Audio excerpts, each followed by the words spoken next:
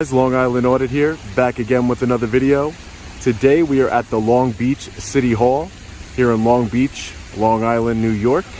We are here today to peacefully exercise our First Amendment right to film in public and publicly accessible areas, and to ensure that our public officials and public servants treat us with respect, respect our rights, and are open to transparency and accountability. So, hi, how are you, ma'am? Pretty good. What is this floor used for here in City Hall? Are you filming me right now? I am filming you right now, yeah. Could you not do that, please? I can't stop. Why are you filming? Ma'am, I just want to know what this floor is used for. Ma'am, again, I just want to know what this floor is used for. As long as you tell me where this is going to go and why you're filming me. Where is this going to go and why am I filming? Yes. I'm filming because it's my First Amendment right to film, ma'am, that's all. Are you a law enforcement officer? I'm a New York State court officer. You're a New York State court Yes. officer? Okay. So you should know that I have the right to film law enforcement and government officials in the course of their duty. I'd like to know where my image is going to end up. Well, you're a public employee, ma'am. You're a public servant, so you know you don't have any expectations. Today's audit starts like any other, but it doesn't stay that way for long.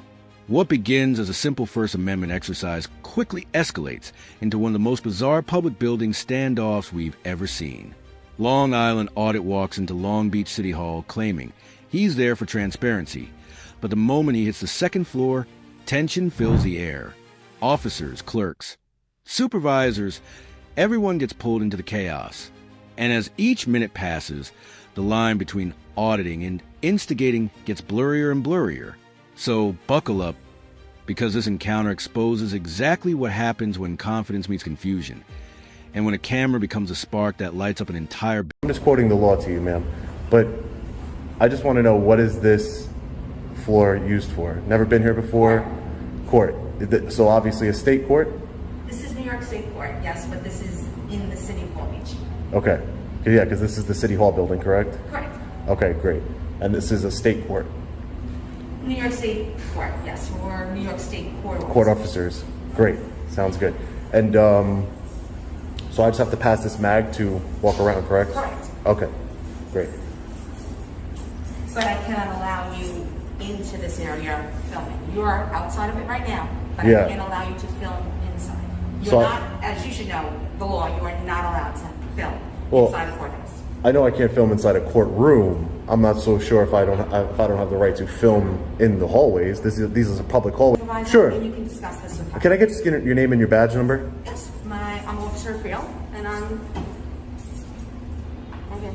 And your badge number is 7089. This is my Sergeant Hurd here. Hi, Sergeant. So what are you going to do? And your badge number is? I'm sorry. Right here, you can right there. Do you guys have the same last name? No. Oh, I thought it was the same last name. Sorry. Right here, you can already feel the pattern forming. He approaches a clerk with a simple question, but the moment she asks him not to film, everything shifts. Instead of calmly clarifying his purpose or even showing basic courtesy, he immediately jumps into, "I can't stop filming." Not, "I choose not to." Not, "I'm working on a story." No, I can't. This is a classic auditor setup. Turn a normal interaction into a confrontation by acting like the smallest request is an attack on American freedom. Even though the clerk's tone is polite, his response is crafted to create friction, and friction is exactly what feeds his channel. Your officer here, what was on this level, I wasn't exactly sure, and I'm working on a story. I'm an independent. So I wanted to walk around in the publicly accessible areas in the courthouse. I'm not going to go into any courtrooms or anything, just to document what's going on up here on the second floor All here. right, I'll ask the clerk and see what they have to say. Okay, All right. that's fine. Just on a...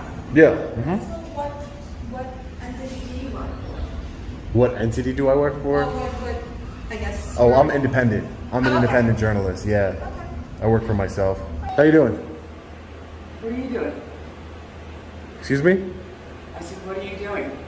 What am I You doing? refused to sign in downstairs, correct? No one asked me to sign in. Yeah, No. you need to sign in at the front desk. No one asked me to sign in, The ma'am. officer down there said that he did. Well, that's why I'm recording, ma'am. Can I know who you are first? Could you just come down with me and sign in? Can I Then know, you can come through the building. ma'am? Can I know who you are first? Come don't- in with me, I don't and know- I'll tell you who I am. I don't know who you are, ma'am.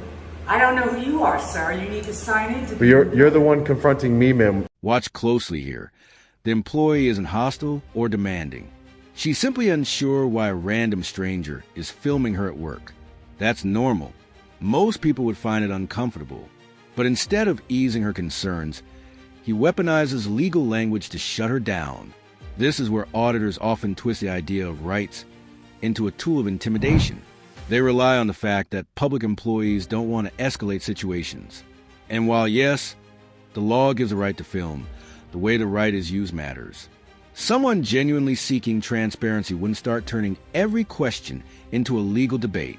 Someone seeking attention would. and comply with the rules and sign in. I walked into a publicly accessible building, ma'am. I'm not gonna go and jump through your hoops. I walked in. No one told me to sign in. This is a public building. Yes, and there's I have a right there's to be a rule here. that you should sign in downstairs. There's a rule. I'm just asking you to come downstairs and sign in. No, ma'am, I'm not gonna go downstairs and sign in. No, I'm not gonna do that because that's me giving up my personal information. Well, she was very rude. City Comptroller. How you doing? Hey, how are you doing? Alright. I think you failed to sign in downstairs with me. Yeah, you never told me to sign in, though. Perhaps the mask right there, but perhaps the mask. But you gotta sign in. I'm not sure if this is allowed, but Yeah. with me you gotta sign in though. Yeah, you could put down. No, I can't write name. anything for you. You have to sign in. No, I'm not gonna give up my rights and sign away my. Here's where the legal gymnastics begin. The officer explains the simplest, most universal rule. You cannot film inside court areas. Not courtrooms, any court areas. It's not complicated. Every state enforces some version of this. But instead of acknowledging the rule, he argues technicalities, trying to carve out loopholes in real time. Auditors love this strategy. It turns routine policy into confrontation gold. But what's fascinating is how the officer remains calm, giving clear explanations while he keeps pushing technical points to create drama. It's less about rights and more about building a narrative where he appears like the lone defender fighting a system that, ironically, is just doing its job. Stop you from doing anything. Just with me, and you gotta sign in. Okay, It's not but to you stop didn't tell me that though. Perhaps. Okay, so let me finish handling my business here really quick, and then I'll get down there. I gotta go with you so you could sign in. Then you I mean, you come can back up. follow me everywhere you want. Yeah. No. I'm not stopping you. I don't know if this is allowed or not. You Yeah, understand? What I'm saying is you gotta sign in with me. Yeah. And then you do what you gotta do. But I'm already in the building. So what is it? I could easily take care of that when I go back downstairs. Signing Back That downstairs. is signing out. But if you're here, you gotta sign in. If you're in the building, that's a policy. It's downstairs too. I'm trying to get the policies. I want to just confirm what you're saying. Somebody here? Yeah, I'm trying to talk to somebody here, and then I want to go to the city manager's office. See, that's when you gotta sign in with Yeah. me to do all any other steps. You gotta sign in with me. Yeah, Anything that's- from now. You gotta sign in with me. But I want You could always to come back, contest. do what you gotta do But what I'm saying is, I want to contest that policy that you have to sign in. to sign in. Correct. It's down there. This is the moment the tone shifts completely. The officer supervisor arrives, not with aggression but with confusion, because according to staff, he refused to sign in. And just like that, he finds his next battlefield. Instead of simply acknowledging the misunderstanding, he flips into defense mode, insisting no one asked him, insisting cameras justify everything, insisting he's the one being mistreated. But here's the truth. Signing into a public building isn't oppression. It's accountability, safety, and standard procedure across the country. His refusal isn't about rights. It's about constructing a scenario where he can portray himself as a victim of a power-hungry system. Classic Frauditor playbook. There's a sign downstairs. Yeah. I get everything you're saying. Uh-huh. There's a sign downstairs that says to come in the building, you must Hold sign on, this in guy's with just the coming up, security. so I'm gonna move like this. You must sign in the building. So anything from here on, you gotta sign in with me. If you wanna go anywhere else, you must sign in. You know what I mean? Yeah. Like I said, I don't know if it's allowed or not. I'm not stopping you, but with me, you gotta sign in. Yeah. Well, you never. And then when you came in, perhaps there was other people. I didn't get a chance to tell you, but right now I'm saying you gotta sign in. Yeah. All right? No, So you but- could only come with me and sign in, and then you do whatever you gotta do. No, but what I'm saying is, I've already been in the building, so So you my. say you want to go up to the city manager. Yeah, correct. Any other step you gotta do, you gotta sign in. Yeah.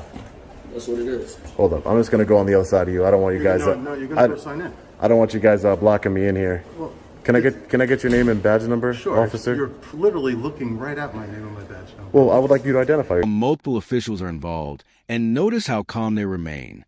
They aren't shouting, threatening, or escalating. They're simply asking him to follow the same rules every visitor follows. But because those rules require compliance, something his brand can't afford, he treats every request like a constitutional battle. This is where auditors thrive. When multiple officers appear, create a visual of government crackdown, even when the officers are literally just asking for a signature. He turns a simple, routine policy into a spectacle, hoping the cameras catch just enough tension to make him look like the righteous underdog. It's manufactured conflict, and he knows exactly what he's doing. Hi, how are you? How are you? Good. Thank you. Good. Would you just go sign in, please, and then you conduct all your business? Well, I passed security and I didn't have to sign in. He didn't tell me to sign in. Go sign in so that As you're I'm already in the We're telling building. you need to sign in. Yeah. What law is that, officer? You're a law enforcement officer. Yes, I am. Can I get your name and badge number, please? It's Inspector De Palma. I don't have a badge number. Okay, Inspector. Nice to meet you. That's not a law to sign into a building. There is no law. Can you? It's our policy. Otherwise, you're trespassing. But you're not have to policy sign enforcement. this, You're. okay? I understand that. So we're asking you to go sign in. Okay, so I don't have to give. Wait. I'm not going to give up any of my my identification. I'm not giving you my license or anything like that. So we're clear before I You go can go downstairs. downstairs and sign in. What like are the procedures for signing in? We'll discuss this downstairs. Why can't? Here, the irony hits maximum level. He argues that signing in violates his privacy, yet he's voluntarily recording himself, his voice, his actions, and the building's entire layout, then uploading it publicly to hundreds of thousands of viewers. Privacy isn't the issue here. Control is. He wants to control the narrative, control the officers, control the rules, and control the environment. And the moment someone else set a boundary, he frames it as oppression. At this point, officers aren't even trying to restrict him. They're trying to keep order in a public building. Meanwhile, he's trying to generate a headline, and he's about to get one. But I'm not going to give you my my license or anything, just so we're clear. Okay? Okay, great. Whatever you decide. Great. Hi, can I get your name and badge number? Officer O'Connor, 230. How about you, officer? Officer Reiner, 289. Great.